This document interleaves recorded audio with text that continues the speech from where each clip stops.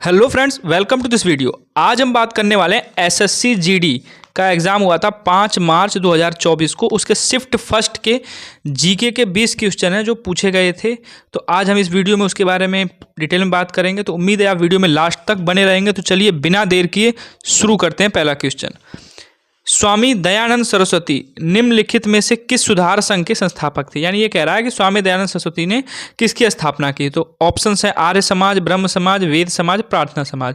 तो यहाँ पे सही आंसर होगा इसका ऑप्शन नंबर ए, यानी दयानंद सरस्वती ने आर्य समाज की स्थापना की थी।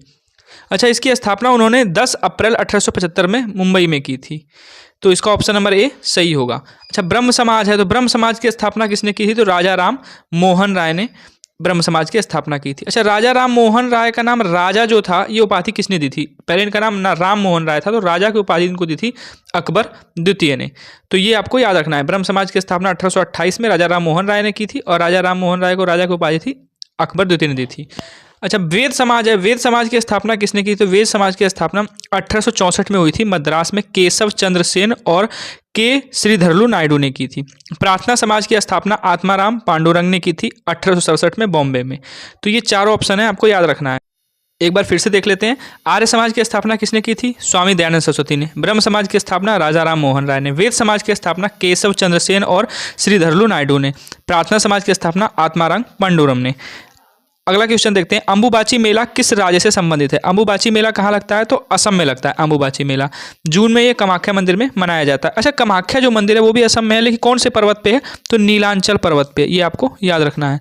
असम के 2 और त्यौहार हैं, बिहू महोत्सव और देहिंग पटकई महोत्सव। ये भी असम में ही मनाए जाते हैं। तो अंबुबाची, बिहू महोत्सव, देहिंग पटकई महोत्सव तीनों कहाँ मनाए जाते हैं? असम में। इसका ऑप्शन नंबर ए सही होगा। अगला क्वेश्चन है, 2023 में पद्म विभूषण पुरस्कार से सम्मानित व्यक्ति का नाम बताइए जिन्होंने विदेश मंत्री और कर्नाटक के मुख्यमंत्री के रूप में कार्य किया है। तो इसका ऑप्शन नंबर डी सही होगा, सोमनाहल्ली मल्लाया कृष्णा। सोमनाहल्ली मल्लाया कृष्णा। अगला क्वेश्चन है, निम्नलिखित में से कौन सा भारतीय शहर संगम साहित्य से जुड़ा है? तो मदुरै। इसका ऑप्शन नंबर ए सही होगा। अगला क्वेश्चन है, शकूर खान और पंडित राम नारायण किस वाद्य यंत्र से संबंधित हैं या जुड़े हैं? तो इसका सही ऑप्शन है ऑप्शन नंबर डी, यानी सारंगी। नेक्स्ट क्वेश्चन है, जनवरी 2023 में नए डीजीसीए प्रमुख के रूप में किसे नियुक्त किया गया है? डीजीसीए का मतलब है directorate general of civil aviation, यानी नागर विमानन महानिदेशालय। इसके डीजी कौन बने अभी जनवरी 2023 में? तो विक्रम देवदत्त। इसका ऑप्शन नंबर डी सही होगा। नेक्स्ट क्वेश्चन है, भारत में हरित क्रांति के जनक कौन थे? तो MS स्वामीनाथन हरित क्रांति के जनक थे। इसका ऑप्शन नंबर बी सही होगा। अच्छा, आपको कमेंट सेक्शन बताना है कि जो हरित क्रांति है इसकी शुरुआत किस पंचवर्षीय योजना के तहत की गई थी। अगला क्वेश्चन है, यदि गेंदबाज द्वारा फेंकी गई गेंद वाइड ना होकर बल्लेबाज के बल्ले या शरीर को छुए बिना स्ट्राइकर के पास से गुजरती है तो उस गेंद से बल्लेबाज द्वारा पूरे किए गए कोई भी रन या बाउंड्री रन डैश के रूप में जोड़े जाएंगे। किस रूप में जोड़े जाएंगे? तो उसे वाइज बोलते हैं, यानी वाइज बोलते हैं। इसका ऑप्शन नंबर बी सही होगा। अगला क्वेश्चन है, भारत और श्रीलंका के बीच कौन सा द्वीप स्थित है? तो कच्छ तीवु द्वीप स्थित है। इसका ऑप्शन नंबर ए सही होगा। अगला क्वेश्चन है, निम्नलिखित में से छठी पंचवर्षीय योजना की अवधि क्या थी? तो 1980-85 तक चली थी। 80 से लेकर 85 तक चली थी छठी पंचवर्षीय योजना। और इसका जो पर्पज़ था वो था गरीबी को कम करना और रोजगार को बढ़ाना। और उस टाइम पर भारत की प्रधानमंत्री कौन थी? तो वो थी इंदिरा गांधी। अगला क्वेश्चन है, 2011 की जनगणना के अनुसार निम्न में से किस धर्म की जनसंख्या सबसे कम है? तो जैन धर्म की जनसंख्या सबसे कम है, 0.4% है। इसका ऑप्शन नंबर सी सही होगा। नेक्स्ट क्वेश्चन है, भारत में राष्ट्रीय खेल दिवस मेजर ध्यानचंद के जन्मदिन के रूप में किस तिथि को मनाया जाता है? तो 29 अगस्त को मेजर ध्यानचंद जो थे, जिन्हें हॉकी का जादूगर कहा जाता है, उनके जन्मदिन को जो 29 अगस्त को पड़ता है उसे राष्ट्रीय खेल दिवस के रूप में मनाया जाता है। अच्छा, ये कब से मनाया जाता है? 2012 से मनाया जाता है। इसका ऑप्शन नंबर डी सही होगा, यानी 29 अगस्त। अच्छा, ध्यानचंद को पद्म भूषण मिला था 1956 में। ये आपको याद रखना है। नेक्स्ट क्वेश्चन है, भारतीय संविधान का अनुच्छेद 39A किससे संबंधित है? तो अनुच्छेद 39A जो है वो निःशुल्क कानूनी सहायता के बारे में बताता है। इसका ऑप्शन नंबर डी सही होगा। इसको 42वां जो अमेंडमेंट हुआ था, संशोधन हुआ था 1976 में, उसके द्वारा इसे जोड़ा गया था। और इसका जो पर्पज है 39A जो है, इसका पर्पज है कि समाज के जो कमज़ोर वर्ग हैं ना, उनको कानूनी सेवाएं आसानी से उपलब्ध कराई जाएं। अगला क्वेश्चन है, भारत में बजट घाटे को दिखाने का चलन किस बजट से बंद कर दिया गया? तो 1997-98 का जो बजट आया था तभी से ये बंद कर दिया गया था। इसका ऑप्शन नंबर सी सही होगा।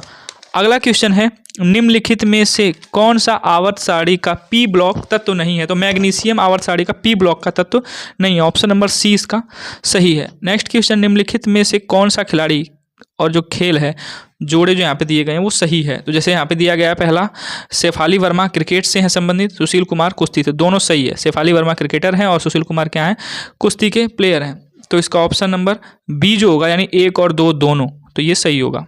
अगला क्वेश्चन है, डैश नाटक में अभिनेता का प्रदर्शन पूरी तरह से मौन होता है, कहानी चेहरे के भावों और हाथों के इशारों की शब्दावली का उपयोग करके दिखाई जाती है? तो कौन से नाटक में जो नाटक कर रहा होता है अभिनेता, उसका जो प्रदर्शन होता है वो कुछ बोलता नहीं है, बस चेहरे के हाव भाव और हाथों के इशारे से वो उसको परिभाषित करता है डांस को? तो वो कथकली है, जो केरल का शास्त्रीय नृत्य है। तो इसका ऑप्शन नंबर सी सही होगा, यानी कथकली में। अगला क्वेश्चन है, निम्नलिखित में से किस व्यक्ति को आदिवासी नृत्य बैगा में उनके योगदान के लिए संगीत नाटक अकादमी पुरस्कार मिला? यानी जो आदिवासी नृत्य है बैगा, उसमें महत्वपूर्ण योगदान के लिए किसको संगीत नाटक अकादमी पुरस्कार मिला है? तो Arjun Singh Dhurve. Option number A इसका सही होगा। अच्छा, बैगा जो है ये कहाँ का आदिवासी नृत्य है? तो ये एमपी और छत्तीसगढ़ के आदिवासी जनजाति द्वारा मनाया जाने वाला एक नृत्य है बैगा। अगला क्वेश्चन है, भारत के वित्त आयोग में एक अध्यक्ष और कितने होते हैं, यानी डैश होते हैं, यानी कितने सदस्य होते हैं? तो जो वित्त आयोग है भारत का, उसमें एक अध्यक्ष होता है और 4 उसके सदस्य होते हैं। तो इसका ऑप्शन नंबर डी सही होगा, यानी 4 सदस्य होते हैं। अच्छा, वित्त आयोग का जो अध्यक्ष होता है और उसके जो सदस्य होते हैं, इनकी नियुक्ति कौन करता है? तो इनकी नियुक्ति राष्ट्रपति करता है, यानी राष्ट्रपति की सलाह पे इनकी नियुक्ति की जाती है। अच्छा, अभी वर्तमान में वित्त आयोग के अध्यक्ष कौन है? तो वो है अरविंद पनगड़िया। ये कौन से नंबर का वित्त आयोग है? तो 16वें नंबर का। 16वें नंबर के वित्त आयोग के अध्यक्ष भी होंगे अरविंद पनगड़िया।